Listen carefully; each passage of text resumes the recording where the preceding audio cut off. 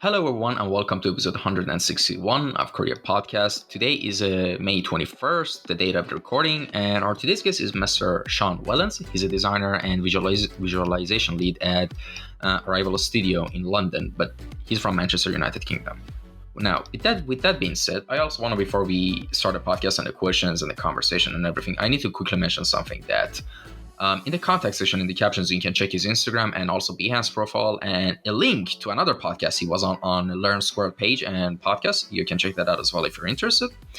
But with that being said, let's jump into the conversation. So, how are we doing today? Yeah, not too bad. How are you? Thanks for having me, by the way. I'm fine. Is the weather starting to get hot in UK as well? Because actually, yesterday was really hot in Istanbul. You would think so, right? With it being almost June, but it's not. I was only saying to somebody earlier on that I'm freezing cold today. Damn. So yeah, I just went out for a walk before I came here, and it's just started pouring with rain. So yeah, it's not too hot, to be honest. All right, awesome. And all right, let me ask you one of the first questions and interesting questions I ask everyone, basically. Give us a little introduction on how we got into the world of visual arts and design. Basically, what was the moment that, made the spark in your head that, all right, I want to become an artist? Like, what was the story? Like, how was it for you? Yeah, well, so it's weird. So I guess to be able to answer the question, I have to go a little bit further back than that. When I was around 14 or 15, I decided that I wanted to be an automotive designer. So I picked all my school subject based on that and what it would take for me to get into a university in order to study that. But then when I was around 17, I decided that I wanted to go into industrial design instead. So I went to the design school at Loughborough University here in the UK. And probably around halfway through my degree was when I started to really fall in love with 3D rendering and product visualization specifically. And then that was kind of it, really. I did my placement at a product visualization studio and went back to university to finish my degree. And then by the time I'd finished my degree, I had a job lined up to do product visualization at a company called Vax Limited, which I don't know for anybody listening. I'm not sure if they'll have heard of them or not, but they're a vacuum cleaner company, basically. So nothing too glamorous, but I really did enjoy my time there. So I would essentially work 9 to 5 doing product visualization, really basic stuff, and then I would go home and I would spend the next 5 hours learning V-Ray and 3ds Max and just kind of doing my own things, setting briefs for myself, trying to learn different techniques. And I wasn't really focused on what it was that I was creating, more so just learning the tool. And so I had free reign to just create all this wacky stuff. So I was modeling fruit and doing fluid simulations and doing a bit of sort of architectural visualization. So I was bouncing around all over the place just to try and learn the tool.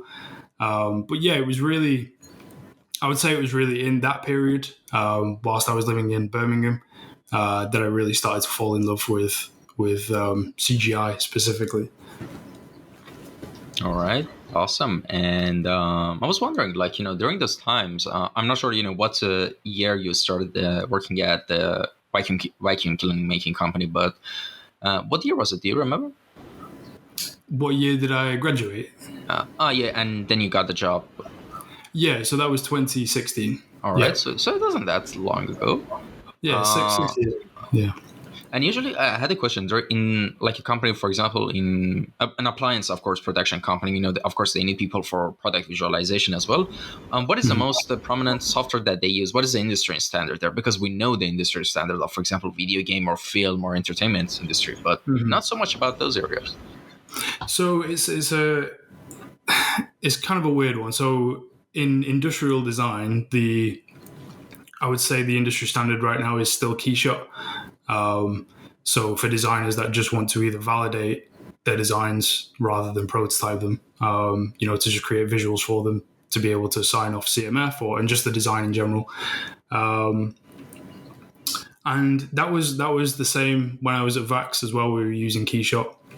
We were using a bit of V-Ray in 3ds Max on the side, but I think that was more so me trying to just push that tool. But it was predominantly Keyshot. But if you were to ask somebody that works at a CGI studio, then, specifically for product visualization, so whether it's Future Deluxe or Man versus Machine,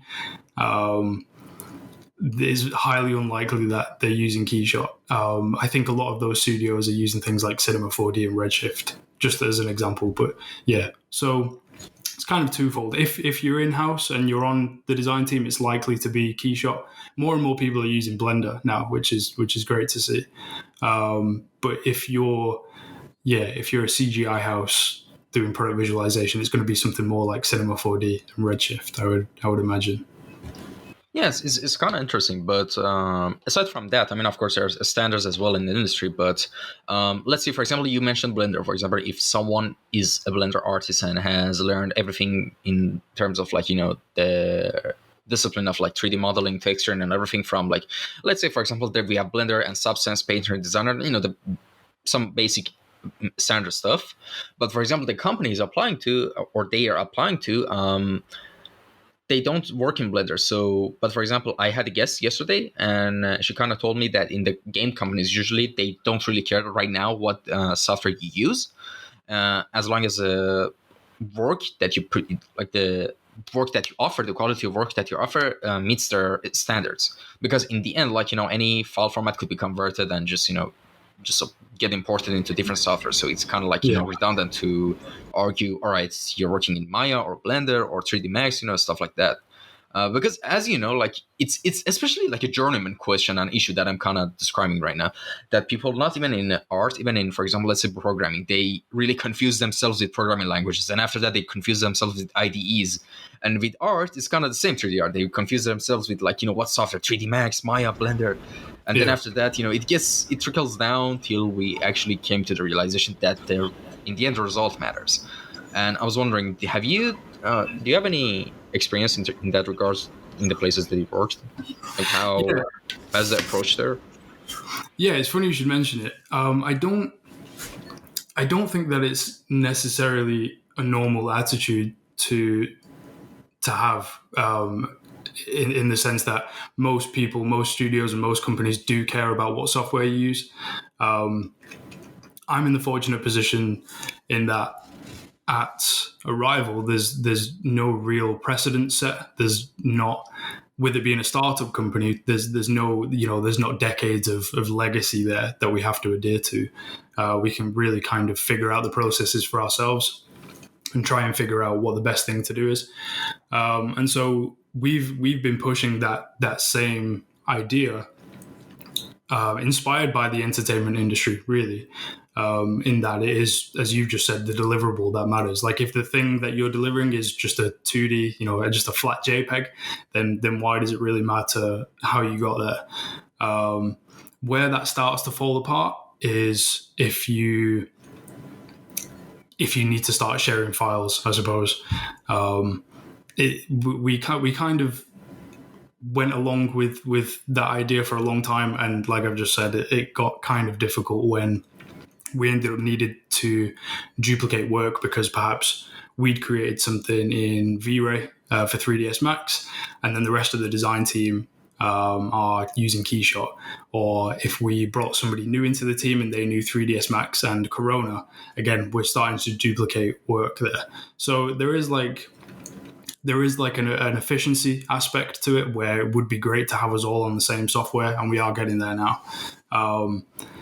But yeah, I'm with you to an extent in that it really, all that does matter is the deliverable. And if the deliverable is a really great looking image, then cool. Yeah, I'm with you. Everybody should be able to use whatever tool they want. But it doesn't necessarily always work out that way when sharing files and trying to be as efficient as you can, especially in design, where if you created a specific material, let's say there's a textile that we're using, and it's going to be used over and over again across various products.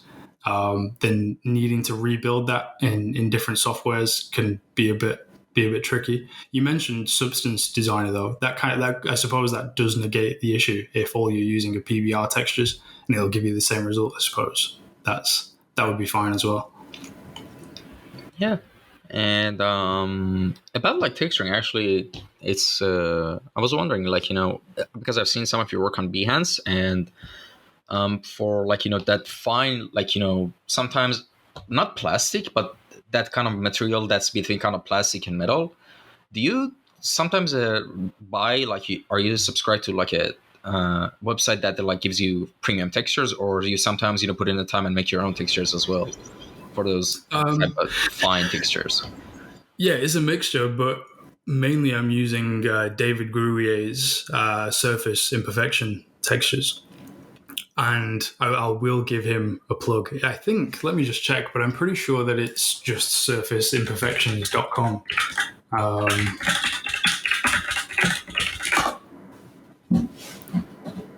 Yeah. Because like specifically with the Esquire camera on your Behance, like I really love how the material turned out. Like because the way it bounces off the lights and everything, Mhm. it just looks perfect for like a product like visualization for me. Yeah, thank you. Yeah, but I mean, I make all the shaders from scratch. Oh, And like I say, David Grouyer's surface imperfection textures is pretty much my go-to every time for pretty much all of my materials, unless there's something really specific that I need, right? Yeah, you can't go wrong with that pack for sure. But yeah, I enjoy creating materials. So if I have the time, then I'll build them from scratch with each project. and what is your go-to software for that?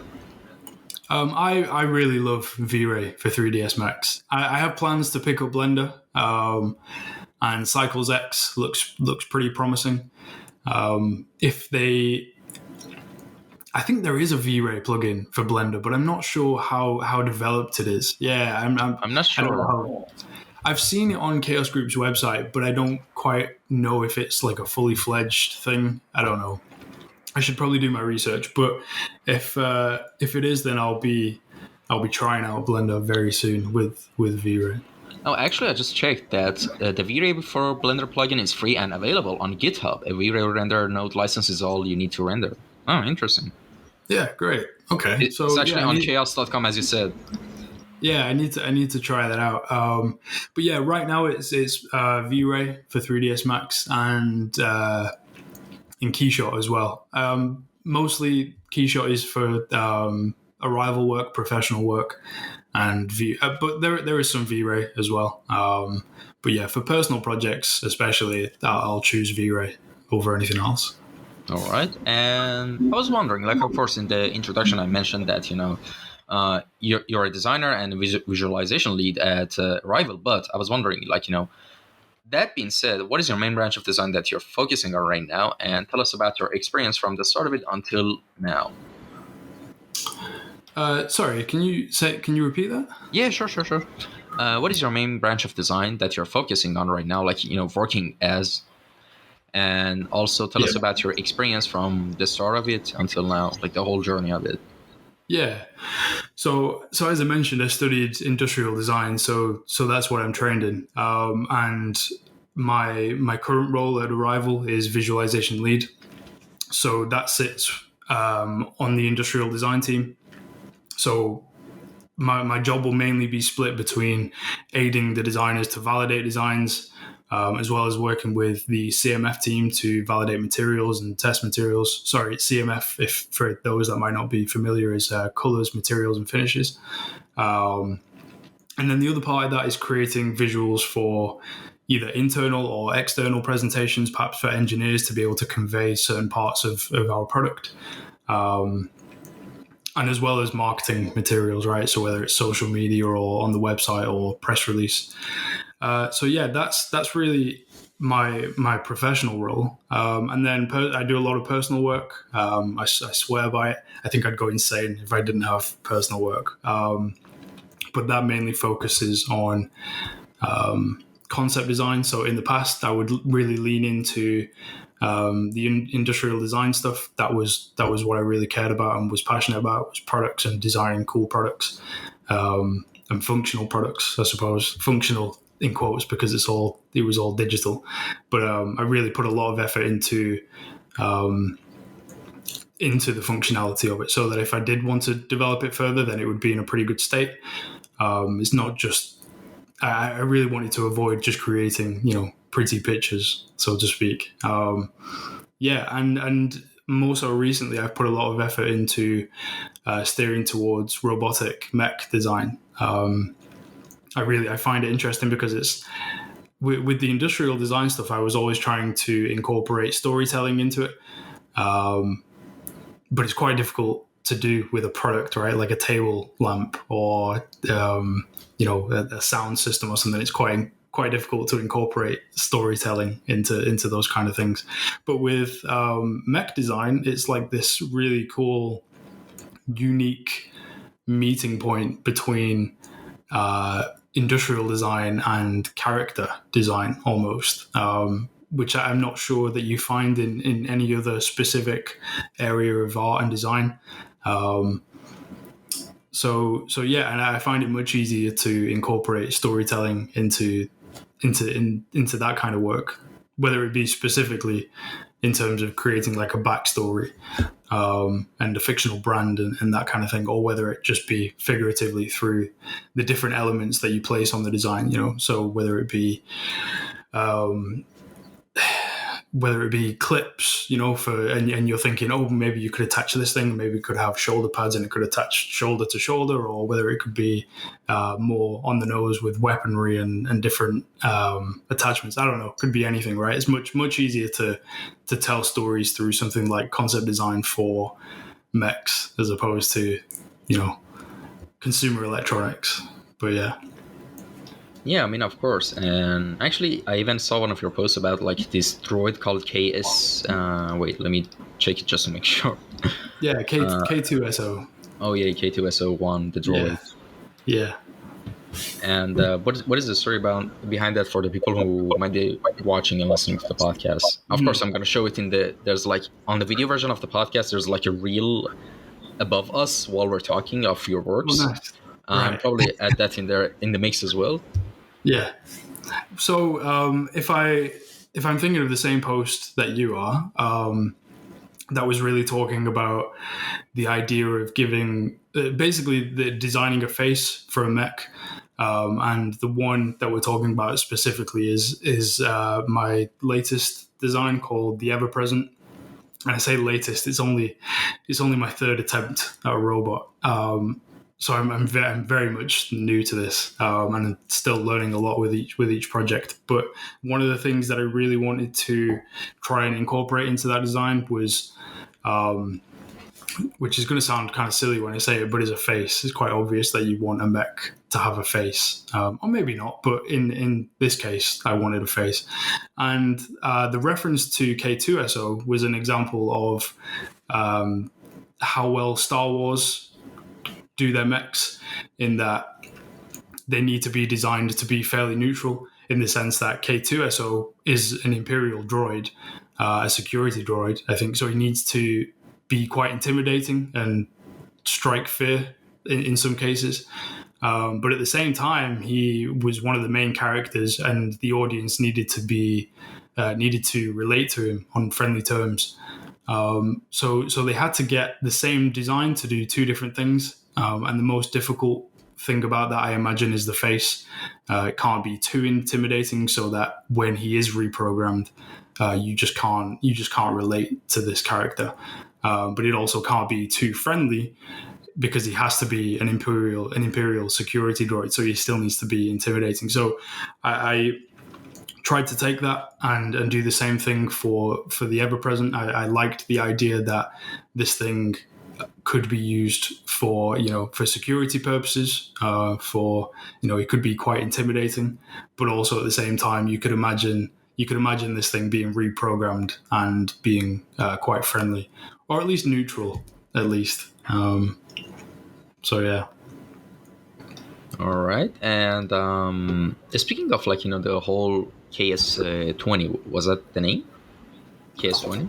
K2SO. Oh, sorry. Yeah. I keep messing it up. Sorry.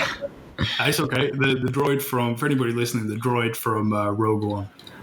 Oh, like the K2SO. Speaking of the whole design of it, I had another question that's kind of related to the whole subject, which is like, how does your design process usually go anytime you want to start working on a project or a piece, basically? What does the structure of your pipeline usually look like? Yeah, so it takes me a while to get going with an idea, in the sense that I'll sort of flesh things out in my head for a good couple of months before I start actually designing anything. So at the moment, I've been thinking about starting. There's about 3 mechs that I've just been thinking about constantly. So a lot of the design, which it sounds quite silly, a lot of the design gets fleshed out in my head, or at least like the kind of look and feel that I want. And I'm not set in stone, as the process goes along, things will change. But yeah, at the beginning, it's mainly large shapes that I'm thinking about, the general proportions of things, and even the materials. The materials play a big part in just the design process. So, if I know something is going to be plastic, then I'll perhaps design a part considering that. If it's going to be injection molded, then I'll create a part that looks as though it should be injection molded. And the same thing goes for CNC parts or 3D printed parts or whatever. But by the time I'm ready to sit down and start making this thing, it generally goes big shapes until I can get the proportions right, and just get. And I'm working mostly off instinct there. Like, does something feel right? Am I really getting the look and feel that I had imagined? And then once I've got that right, I'll sort of lock that in place. That's probably the thing that takes the longest for me at the moment. And if you were to see a screenshot of it, you would wonder why that took me so long, because it's the most basic block out that you could imagine. But like I say, I'm really just going along this journey from the beginning. So I'll start with large shapes, and I'll start in 3D as well. I'm not very good at 2D. I never really have been. My brain's always worked a lot better in 3D. So even back in design school, where they taught us to do thumbnail sketches and then move on to more sort of more detailed sketches with marker pens, I'd always jump into 3ds Max and just mock up rough models rather than do 2D sketches. So I'll jump straight into 3D, large shapes, and then once I'm happy with the proportions and the posture, I'll move into medium shapes and medium details, and then finally tertiary details. And I'll use I don't know if I'm sure lots of people have heard of this tool, but Moi 3D is the 3D CAD package that I'm using at the moment.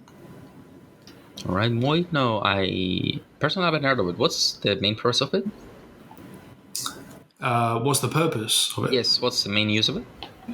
It's a CAD package, so it's called Moment of Inspiration, and I believe that it was developed by the original developer of Rhino, which is another CAD package.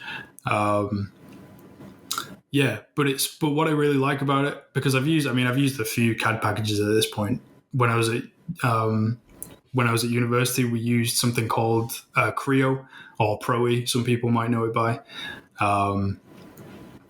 And after that, I used SolidWorks and then Fusion 360. Fusion 360, I think, is probably more commonly known in entertainment design. But yeah, Moi, or Moment of Inspiration, is what I really like about it, is that it's sort of in between poly modeling and NURBS modeling, in the sense that with poly modeling, you get a lot of freedom. You can place objects wherever you want. You can just sort of model in a free space. And in a lot of CAD packages, you can't necessarily do that, especially if you're working with a parametric workflow. You have to basically tell the program where it is you want to start modeling. So maybe you need to start from the Y plane, and you need to offset and create a new construction plane, and then you can start working on that, and so on and so on. And it's not necessarily free flowing, but Moi Moi is, like I say, this nice in between where it is NURBS modeling, but it has the freedom and the speed of poly modeling. There are going to be people listening to this that use Fusion 360 and swear by it, and are not going to agree with what I'm saying. And maybe I'm wrong. I do really want to try Fusion 360 again for this kind of stuff, and just see how it fares. Maybe it is better. I don't know, but I'm looking forward to finding out. All right. And what about 3D Code? Have you heard of it? Yeah, I've heard of it. Yeah, I haven't tried it though. Oh yeah, there's a lot of I had someone else on a podcast like a couple of episodes ago, Max Marhart. He does really insane, really good hard surface designs, vehicle designs, spaceship designs, and he does most of it with 3D Code. And I've seen a bunch of other artists who, especially in this area, like industrial hard surface stuff, they all use 3D Code specifically. I was just kind of wondering if you ever touched on that. Interesting. No, I hadn't even. I mean, I think, when did I first hear about it? I think it was one of the ArtStation masterclasses, the very first one, and I can't remember who was using it. But yeah, so I've seen it being used in tutorials and things. I've never tried it out for myself. I've always just thought of it, and you must know more than I do, surely. I've always thought of it as like an alternative to ZBrush. But maybe it's much more than that. I don't know. Interesting. And well, now we've reached the general art chat section of our podcast, and I was wondering, is there by any chance possibly a sketchbook near you that you could show us? It's just optional thing, but I was just wondering. I leave it for this time usually. Can I show you what? Sorry. And a sketchbook, like some for sketches, if it's nearby, anything. Sketches. Yes, yeah. On a sketchbook. Oh no, I told you, man. I don't do 2D stuff. Yeah, I'm sorry. Yeah, no worries. I could maybe after this, I'll send you some screenshots of 3D stuff and my work. Sure. I'll add it in the reel above us. Yeah, no worries. No, thanks so much. Yeah, and all my sketchbooks are full of words, so they're more notebooks than anything. Interesting. Like visual triggers. I get it. Well, I'll show you. I'll show you. All right. Awesome. Yeah, like I say, not sketches, but I'll write down ideas as opposed to. I don't know why. I guess my brain just doesn't work this way. But yeah, there we go. It's just pages of thinking. Yeah. So it's like a mixture between, I guess, a journal, and I'll just have pages full of notes for project ideas and stuff like that. So yeah. Yeah, I guess I've never really thought about it, but yeah, I do think better in words, and I'd never really sketch anything. I'm gonna have to ponder on that a little bit. Not quite sure why that is. Yeah, like how much sooner write down a project idea or try and describe what it is that I'm thinking in words as opposed to actually sketching something out, and I don't know why that is. Interesting. Well, all people are different. Like, for example, in some sense, I'm really like you because when I started, first initially try to learn Photoshop and basically to learn the fundamentals of drawing and understanding them and, make environment sketches. Of course, by the way, I'm just saying with enough practice and just focus, you can achieve any set of skill that you want. But the thing is that talent exists. Of course, hard work always triumphs over talent. But what I'm trying to say is, I personally, like you, I'm not much talented in 2D as opposed to talented in 3D. I'm not saying I'm now a good 3D artist, but when I first picked up Blender, my first 3D software, I easily caught everything up and I quickly learned everything, without any problem, basically. But with 2D, it was actually challenging. It was really challenging for me. I guess the challenge for Blender and 3D was basically just put in the time and learn. Pretty as simple as straightforward. But with 2D, it was much more harder for me. And even in my sketches, I don't do full sketches. I take screenshots of other people's work if it inspires me and save it. And sometimes when I'm doing something else, or I'm in the shower, or I'm working out and I'm running outside, just doing random things, suddenly just inspiration hits. and I just do rough blackout sketches. That's the way I save my ideas. I mean, for example, like, words work out for you. Some people, they have to do the sketch fully to make a concept art for it, then move to 3D art. For me, it's Yeah. just like a circle, a rectangle. All right, I got just a visual composition, and just everything comes back. Yeah. I think that we forget that. I think we can get too caught up in the tools that we use in the software, and people can get quite tribal about it. So, there's the 3ds Max versus Maya versus Blender versus Cinema 4D argument. And I mean, it goes on similarly with render engines. And we forget that they're all just tools. They're all just pieces of software designed for us to use in order for us to convey ideas and to create art. And I'm completely comfortable with the fact that I'm not good at 2D. I can do in 3D what would take me 2 to 3 times longer to do in 2D. And at the end of the day, if all you're creating, and we mentioned this before, if the deliverable is just an image in order for you to convey an idea, then it really doesn't matter how you got there. So if you prefer 2D, then that works for you, then great. If you prefer 3D, then yeah, that's great too.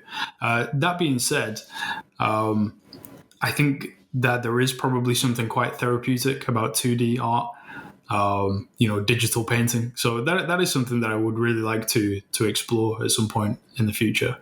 But for now, completely enveloped in the 3D world. All right, I want to ask you some kind of miscellaneous questions, Yeah, sure.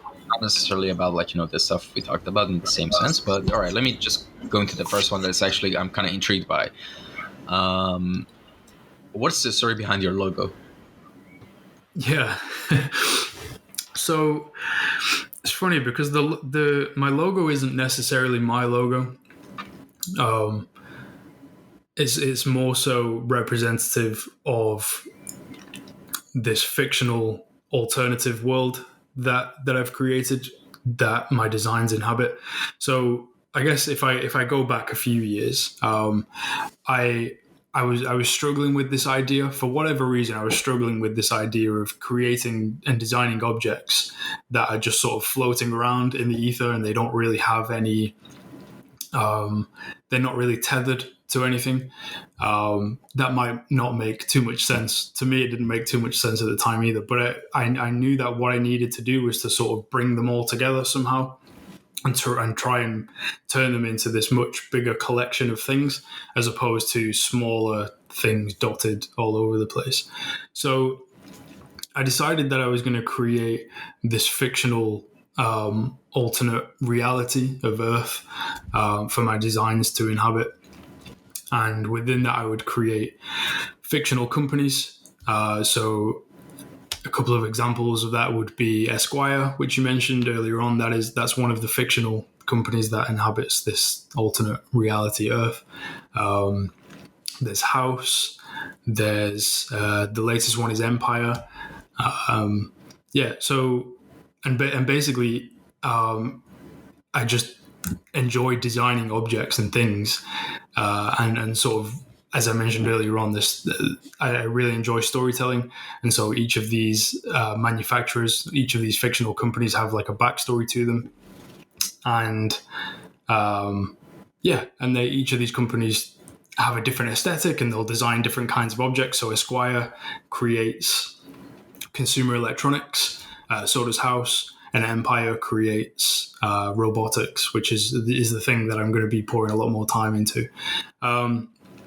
And the name of this alternate reality Earth is called Ember, and that logo is actually the logo for Ember. And I went through. I'm not a graphic designer, so I just work with what I've got. But also, I actually did have somebody do some graphic design work for me, and she was great, by the way. The work that she did for me was incredible, but it just didn't feel right. So I had to go back to the drawing board myself and do a few things. And it seems to always be the way, is whenever I try and do something complicated. It's just not. It just doesn't sit right with me. I enjoy the simpler things much more, and so that was what I landed on. But the thinking behind it was. So it's obviously an X. I'm not sure if it's going to be on screen or not, but it's obviously an X. But it's actually just made up of 2 lines, and each of the lines represent art and design, and then it's sort of enveloped within this square, and the square is storytelling. So it's art and design and storytelling, I suppose, which kind of made sense for what it was that I was trying to do. And yeah, pretty much all of my personal work is going to sit under that umbrella of Ember and sit within this fictional world, and they're all going to have fictional manufacturers with backstories. And yeah, I don't really know where it's going, but I'm just using it as a tool for me to be able to learn new things, I suppose. All right, awesome. And actually, here's the thing: like there are people who get like really super like OCD about their logos and stuff. Like they should do design, but I think in my personal experience, I think the best kind of mentality is to just make whatever feels right to you. Like even with the logo of my podcast and just my whole supposed brand that I'm still trying to develop and grow on in the future. It doesn't have a meaning. I just like that. I just someday started doodling and sketching and came up with it. I was like, I like it. There's no philosophy behind it. And I just, all right, this is my logo. Because for months I used to obsess over, I should make it logo. No, but it doesn't make sense. It doesn't tell us. I'm like, what the fuck is it? I just want to go with this. Like, leave me alone. But actually, and here's the thing. Yeah. And at the end of the day, the thing that gives value to a logo or a brand is the quality of the product, in my opinion, personally. Of course, there are sometimes you hit gold when it comes to sometimes people who make logos. Yeah, sure, but I think even your logo could be like a dot and some scribbles. You're the one who makes it valuable, not necessarily like the design principles doesn't necessarily make it valuable. I mean, of course, in technical sense it does, but practically I think it's the product, the quality that it represents is actually, I think, the main value. I mean, and even here's the thing, even with your logo, I mean, I could see it's even being, it looks minimalistic and simplistic, and it seems like someone has done it like 100 times. But the thing is that you can make it actually your own thing by the value and backstory you give behind it over the years. In my opinion, it's kind of like long-term storytelling. And that's such a cool concept that you made like a fictional company in like an alternate Earth, and you make your products in terms of a storytelling like that. I kind of never of course, in game artists and entertainment field artists, and you know how they make their OCs and all of that, but I've never seen this type of concept in industrial design. I was kind of fascinated, honestly. It's such a good thing. Yeah, I'm not sure if it is. I don't think it is a new concept or anything. But I guess it's just a case of I'm learning myself as the years go by. I'm learning more and more about myself and what it is that I need to do in order for me to get the most out of myself. And it's things like that just, it's like, okay, I need to do this in order for me to feel comfortable. And creating that world was just what I needed to do in order for me to be like, okay, I've now got this thing and I can work towards it and I can build upon that. But yeah, and just to touch on what you said about logos not necessarily meaning anything, but it's the product that builds the product builds the brand, essentially, not the logo, right? And I think I would much rather have a logo that doesn't make any sense in the beginning, and then over time you start to associate this sort of abstract shape with something in particular. I mean, maybe this is quite cliche to mention, but you think of Apple, like an apple doesn't necessarily have anything whatsoever to do with technology. But if you mention the word apple these days, more people are likely to think of the company as opposed to the fruit.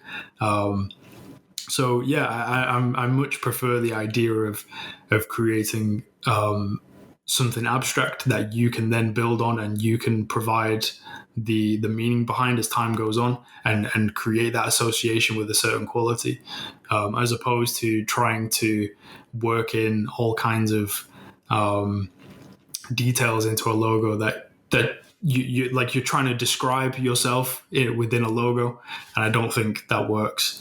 And like I say, that isn't my logo. That's the logo of Ember, and that's just another example of like I needed to do this in order for me to feel comfortable, because I've had the same issues that you mentioned. Is you have to design something that you feel represents you and all the work that you have done in the past, all the work that you're doing now, and all the work that you're going to do in the future. And I just don't know if you can do that as an individual. I feel like you're putting yourself into a box almost, or at least that's the way my brain works. Is if I give myself a logo and then I want to branch out and do a different kind of work, but perhaps the logo doesn't make sense anymore, that would mess with my head really bad. So I've just come to learn that I don't think that I ever will have a logo. Like I say, that's my way of getting around it. Is like, okay, that isn't my logo. That's the logo of Ember and all the work that I'm doing under that umbrella. And so if and when I want to go and do something that is completely different, I can do, because I'm not associated completely. That logo isn't me. It doesn't represent me fully. Like there are plenty of things that I have interest in that logo, if it was mine, it wouldn't represent me and all the things that I'm interested in. So like I say, I feel your pain. And I've just come to the conclusion that I don't think that I'm ever going to be able to have a symbol that represents everything that I enjoy and everything that I want to do.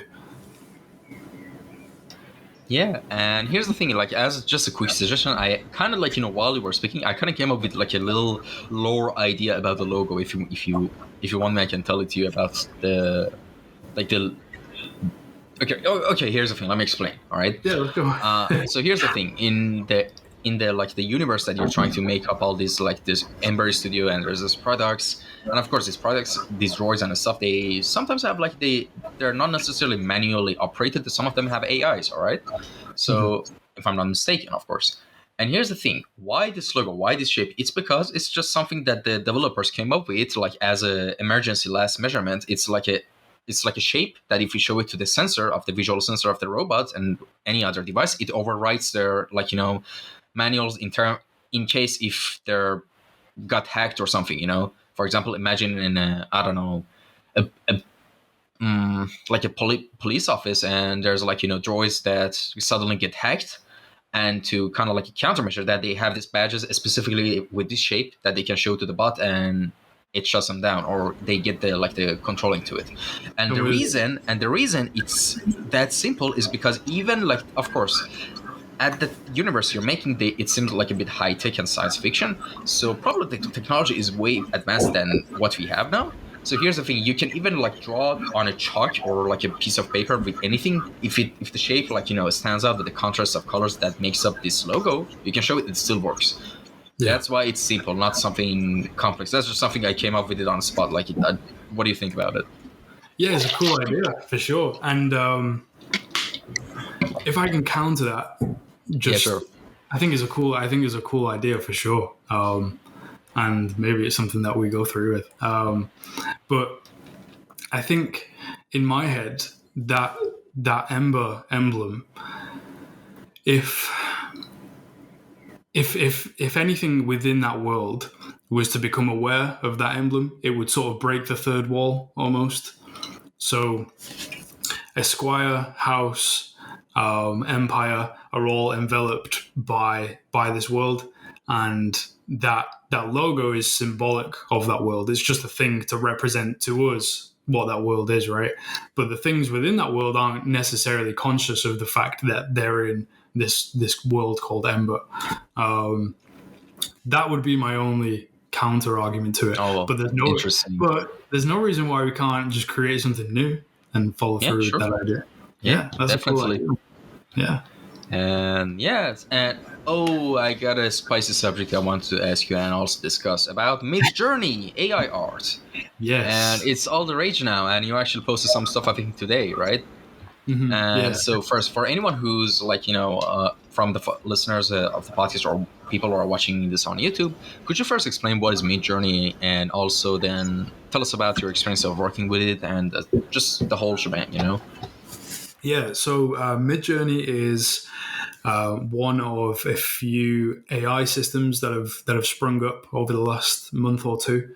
And essentially, the idea is that you provide it with word prompts, descriptors. So, an example of that might be a robotic head in the style of such and such a body. And then you can provide it with extra descriptors like highly detailed or photoreal or anything. You can provide it with color descriptors. You can describe the environment. You can go as far to explain or to describe the lighting direction and things like that. There's a lot you can do with it, and basically once you do that, it'll feed back AI generated imagery. It'll give you 4 results, and then with those 4 results, you can either refresh the whole thing and tell it to do it again. You can create variations on each of those results, or you can up-res each of those results. And it's really cool. It's thrown out a lot of really cool ideas, many of which I probably wouldn't have come up with on my own. And I mean, there's a lot to unpack with it in terms of what this means for artists and designers and for the industry. And also, I'm still learning how I feel about it, and I'm still, through conversations like these, learning how it could best be used and the kind of things that it might replace.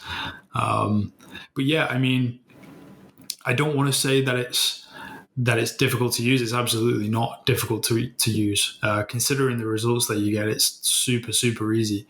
But there is still a trick to it. I think that there is still a skill to using it. Not a very difficult skill, albeit, but I'm personally still learning how to speak to it, and I'm basically creating like a repository of descriptors and things that best work, and learning, like I say, learning how to speak to it. So, for example, I've been generating these mech images, and oftentimes, depending on the way that you describe something and even the order in which you place the words, it can throw out some pretty strange results. Most of the time, it'll combine these really highly detailed photoreal human elements with these hard surface engineering focused mechanical designs, and it can get very horror very quick, which is cool. It's very cool if that's what you're going for. But yeah, there is a knack to it, and I'm still learning how to use it. But yeah, it's very interesting. And for anybody that wants to check it out, it's called Mid Journey, and you definitely should. I think at the moment it's still in beta, so you need to join the waitlist. But yeah, it's very, very exciting times for artists and designers. Yeah. And all right, let me ask you another question. Who are some of your favorite artists and designers that have inspired you the most, basically? Yeah. You see, it's a weird question because so I guess when I decided that I wanted to be an industrial designer, that was, and maybe this is a really cliche response, but Johnny Ive and the work that he was doing at Apple was a big reason as to why I wanted to go into that field. And then whilst I was at university, Daniel Simon was a big inspiration, and he was a big inspiration for everybody. He was really the bridge between industrial design or automotive design specifically, but design for the real world, and the entertainment design, because he'd worked in both fields, and obviously his work was incredible. So Daniel Simon, and then Vitaly Bulgarov, obviously, was a big inspiration, and that was probably the moment when I discovered his work that I realized that that was the space that I wanted to operate in. It made me feel like a kid. The excitement that you get as a child when you watch a film or read a book, discovering his work, and not just his work, but he was really, the person that I clung to. Discovering his work gave me that excitement, and was really the reason that I wanted to start doing this. And you can't mention mech design without talking about Vitaly Bulgarov, right? But I don't really enjoy answering that question because I feel like if you ask somebody else, they're going to have much more obscure answers for you and a much more detailed answer. But I'm about as vanilla as it gets when it comes to that stuff. I don't really look too in depth when it comes to that kind of thing because, for better or for worse, I don't really look at too many other people's work. Especially not for like aesthetic prompts. I love looking at people's work, people that I follow on Instagram or Behance or whatever. And I've been looking at ArtStation more recently, actually, now that you mention it. But more so to be inspired by how many crazy good designers and artists there are out there. It's incredible. I feel like the benchmark has just been rising and rising over the last few years. But yeah, those three, I guess, would be the three that stand out the most in terms of key points in my life that perhaps might have been turning points. But yeah.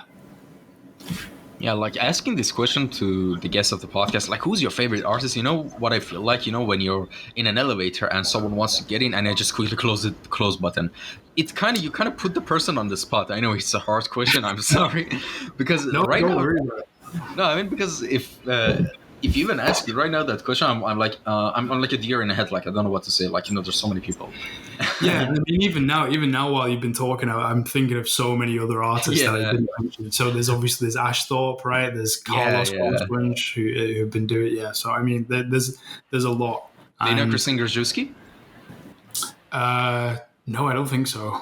Oh, you should check his design as well. He was on the podcast as well, like a while back, and you'll love his designs. And I'm just gonna say this: Krzysztof Grzyszewski. He does some insane design as well. And I'll send the link to his profile later after our talk. Yeah, for sure. Yeah, and I mean that's the thing is like inspiration. I feel like the word inspiration can mean two different things because you can be inspired by artists and designers, right? Like, oh my god, look how incredible their work is, and then their dedication to the craft and their output levels. It just seems consistent, which is a difficult thing to achieve, to just be consistently producing artwork and designs. So you can be inspired by people in that sense. And I love being inspired by other artists and designers. But I guess the other side of inspiration would be the actual work itself. Like, what is it that inspires your particular aesthetic, or what inspires the work that you do? And I try not to be inspired by other artists and designers in that sense. I much prefer to be inspired by films and games or music, which I know is, there are other artists and designers work within that, but I mean more so the way that it makes you feel.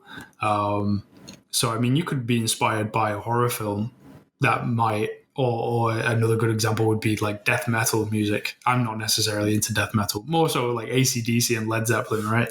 But you can listen to music and sort of kind of conjure up an image of a design in your head. So yeah, I much prefer to operate based on feeling as opposed to other people's work. But yeah, it's hard not to be inspired by other designers and artists with just the level of talent that's on display at the moment.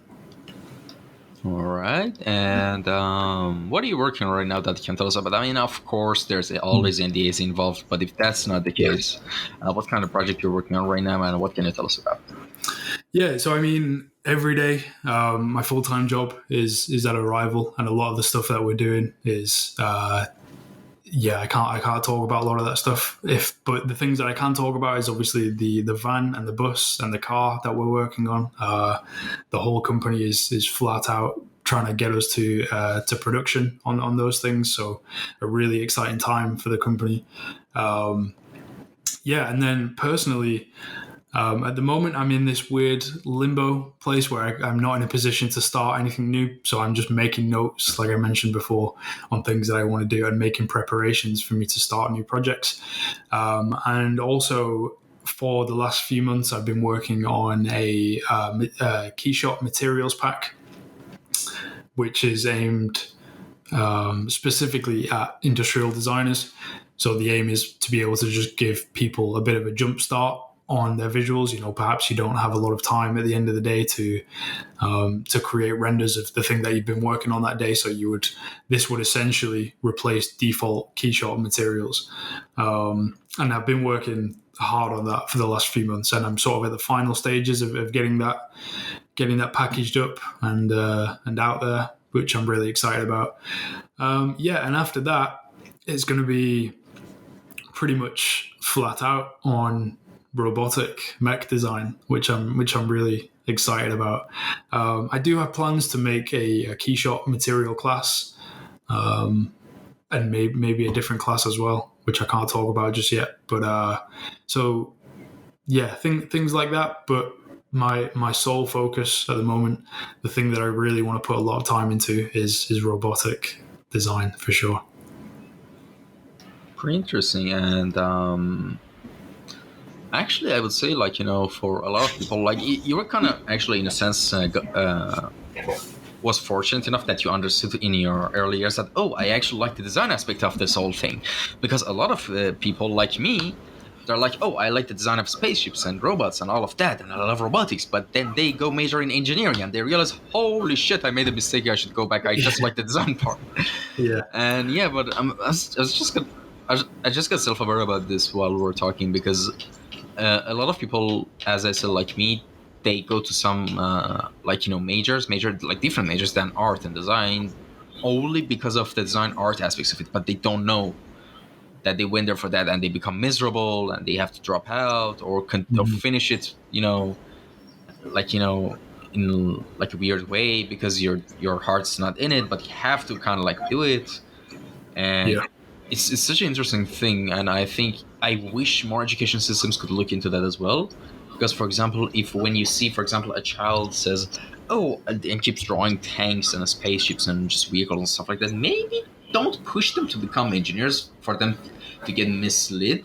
That, oh yeah, you're going to be a great engineer one day. No one says you're going to be a great artist. Like some people do, but it's really way less than people who say, oh, you're going to be a great engineer one day. You're going to design stuff, and they're like, yeah, I'm going to be. But then they realize, oh no, I don't like any of this. And this mostly happens, it usually, I think, in Middle Eastern, like Asian, African countries, basically countries that the economy isn't so good, because of course the elders and parents want the best, most economically stable route for their children and future generations.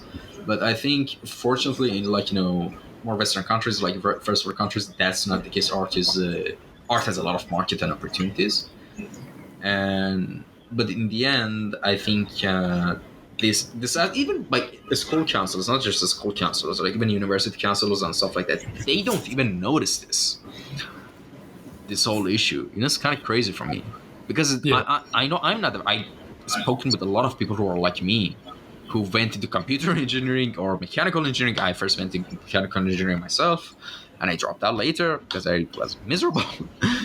And it's kind of weird, honestly. Yeah, I'm kind of torn about it because so the way that I think about it is you can either be, it's not either, I suppose they're not mutually exclusive, but there are people that go into design, industrial design, engineering, mechanical engineering, electrical engineering, whatever it is, to work on products and things that will change the world that we live in. So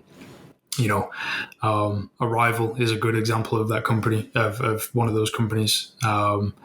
Tesla, whatever electric vehicle manufacturers are out there. SpaceX, I imagine, is an incredible company to work for, and a good example of that as well. and then there are much smaller incremental changes to the world around us that we don't really consciously notice because they're so tiny in their developments, but generally they make people's lives better, especially in the medical industry. So I can completely understand the want to work in an industry that will have a tangible impact on people's lives for the better, to create great products that people love and will improve their quality of life. I absolutely understand that. But the other half of me completely understands the designers and the artists that want to create things that allow people to escape reality as well. So whether that's games, whether it's films, TV shows, and even writers, I suppose, in a sense, are artists or designers, because they're creating fictional worlds for people to escape into, and that improves people's lives as well. It makes people happy. It can improve people's mental state of mind, and I guess that all boils down to storytelling in a way. So I can see it from both sides, but I think both of them have their benefits for sure. But you're right. I mean, how many stories do you hear about people taking degrees? Did you say mechanical engineering was the one that you took? Yeah, sure, but I dropped out. I didn't get the degree. Yeah, but I mean, like, how many artists and designers do you hear that from? They took a course and they took it maybe for 1 semester, 2 semesters, maybe a year. Maybe they get to the very end and they hate the whole thing and they realize that design for entertainment is really what they want to do. Yeah, actually, a couple of few actually. Yeah, but not that much. But yeah, I've heard. Yeah, and well, I mean, maybe it's more common for people to so like. I don't think it's too uncommon to go from industrial design to entertainment design. And I have a friend who went to architecture school and he got a degree in architecture, and then he transitioned over to entertainment design as well. And I think that I suppose you could view that as getting a degree and then not using it, but I view it very much as obtaining skills and creating a foundation for your work to build on.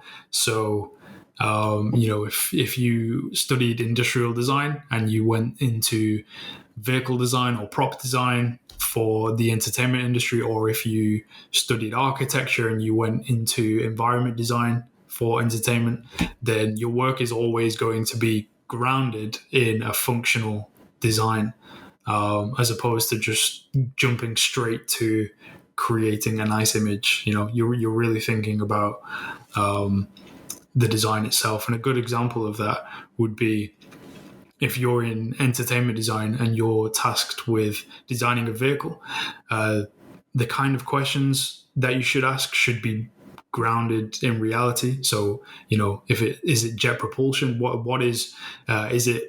Does it have an internal combustion engine? What is its energy source, I suppose?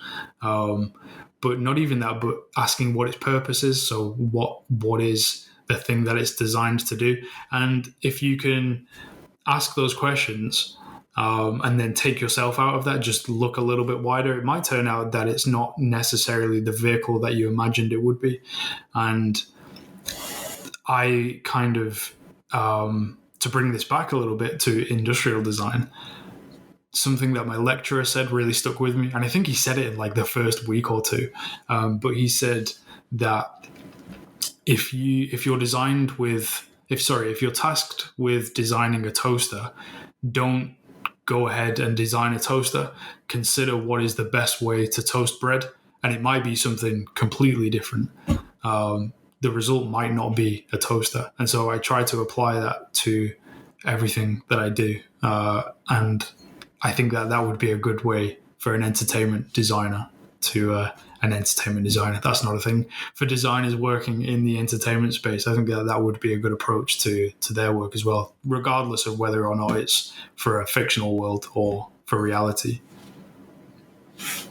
Interesting. Like, that's actually such a good saying. Like, imagine like, what's the best way to toast bread and just rethink the whole thing. Like, I think that's actually such an underrated tip, honestly. And Yeah, I can't take credit. Like I say, I can't take credit for it as my lecturer at university. all right. So let's take a break from all these technical questions. Now I want to ask you something else. What area, besides the area you're working on right now, which is of course industrial design and all of that, would you be interested to explore and learn in the future more? Like, what other hobbies or other stuff you have in your mind that you want to do in your life? Yeah. Well, I've mentioned like I'm probably going to. I see myself working in the entertainment industry at some point, so that is something that that I'm working towards, I guess. And I say that sort of a bit tentatively because I don't plan on leaving Arrival anytime soon. I'm very conscious of the fact that I'm at a really great company at a really important time, and you probably only get one opportunity to be at a company like this at this time where we're about to start releasing our products and seeing what the world makes of them. You probably only get one chance at that, so I'm not planning on going anywhere anytime soon. But yeah, I think that my future probably does lie in the entertainment industry. But yeah, I mean, other than that, this is one of those questions that I don't like answering either because it makes me sound like such a geek. But I don't have any hobbies. This is just what I love doing, and it's like when my parents ring me, not so much anymore, but in the past they would ring me and they would, it'd be Saturday night and they'd ask me what I'm doing. And I would tell them that I'm working. They would be like, why are you working on a Saturday night? But the answer is because it's my hobby as well, right? Like I love doing design work, and it gets to a point where it feels like playing a video game. You defeating the final boss is rendering is rendering the thing that you spent the last couple of weeks designing. But yeah, so I mean, I'm trying to do things that I can bring back to my work that don't necessarily involve me being sat at my desk. So I'm doing more and more writing, and I've got some plans for that I'm probably not ready to talk about because I probably don't fully understand them. But I'm really enjoying writing a lot more than I used to.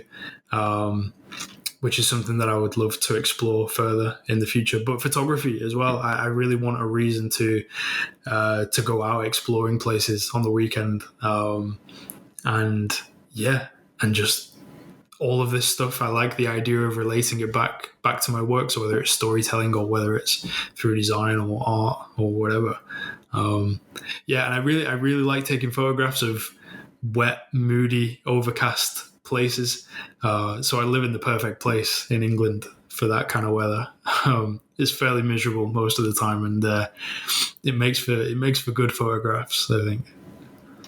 All right, and well, we've reached the final section and question of the podcast, which is called Final Words. All right, allow me to explain what the whole deal with this segment is. All right, like instead of explaining it in a technical sense, I'm just gonna give a scenario. I think that's the most tangible way of understanding what I'm gonna say. Sure. Imagine we're in like a space station type of thing, all right? And for some reason, you're in a pod and you're stuck and you're going to be sent into the deep layers of outer space, all right? And there's a countdown timer is just 2-3 minutes, 4 minutes, all right? Just very low amount of time. And in that situation, you can say anything, like leave your final messages as Shaun Wellens to anyone who might be listening. What would that be? Oh, Jesus. That's a tough question.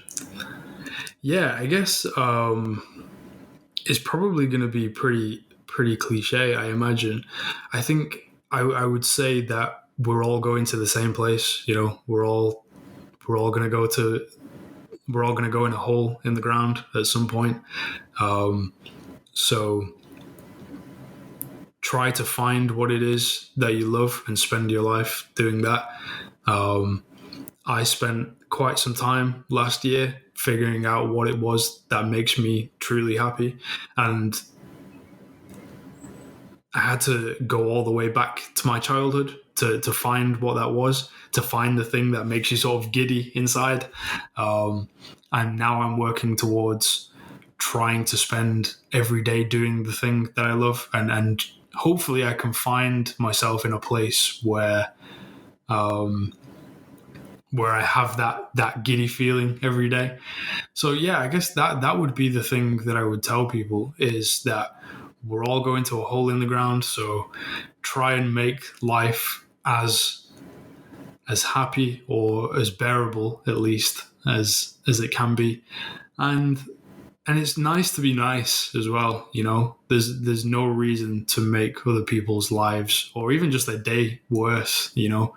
Try and be, so like if you're walking down the street, for example, and somebody smiles at you, just a stranger that you've never met before and will likely never see again, if they smile at you, I don't know about you, but I can be thinking about that, you know, minutes later. You can change somebody's day by just being nice to them. So yeah, I guess that would be it. Try and find happiness, be nice to people. Purpose as well, I guess. Find purpose in life. I think that if you find purpose, then you'll find happiness, I think. All right. I kind of like the answer. Short and sweet, simple, straight to the point. Yeah, that's pretty good. And well, thanks so much. Yeah.